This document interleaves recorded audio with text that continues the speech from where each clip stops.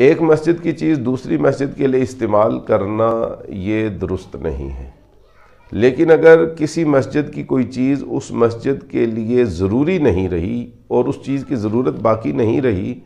تو پھر وہ چیز دوسری مسجد کو دی جا سکتی ہے، اور دوسری مسجد کے فنڈ سے اس چیز کی جو قیمت ہے وہ پہلی مسجد کے فنڈ کے اندر جمع کروا دی جائے، کوئی بھی قیمت ہو۔ بہتر تو یہ ہے کہ مارکیٹ ریٹ کے مطابق اس چیز کی قیمت مقرر کی جائے، یا کوئی بھی واجبی سی قیمت رکھ کے اس مسجد کے فنڈ سے پہلی مسجد میں پیسے جمع کروا دیے جائیں، تو اس صورت میں ایک مسجد کی چیز دوسری مسجد میں استعمال کی جا سکتی ہے۔ اور یہاں پہ یہ مسئلہ بھی یاد رکھنا چاہیے کہ جب کوئی بندہ کوئی چیز مسجد کے لیے دیتا ہے یا رقم مسجد کے لیے دیتا ہے تو جس مقصد کے لیے اس نے دی ہے اور جس مسجد کے لیے دی ہے صرف اسی کے لیے استعمال ہو سکتی ہے۔ مثال کے طور پہ کسی مسجد میں پانی کا بور ہو رہا تھا اور ایک بندے نے 1,00,000 روپیہ اس مقصد کے لیے دے دیا،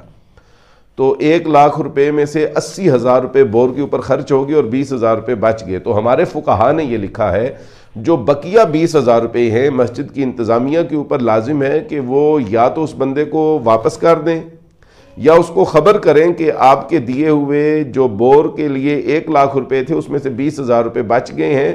اگر آپ واپس لینا چاہتے ہیں تو واپس لے لیں، اور اگر آپ ہمیں اجازت دیتے ہیں تو ہم انہیں مسجد کے کسی دوسرے کام کے اوپر صرف کر دیتے ہیں، اور اگر دینے والا بندہ اجازت دے دے تو وہ دوسرے کام کے اوپر صرف ہو سکتے ہیں۔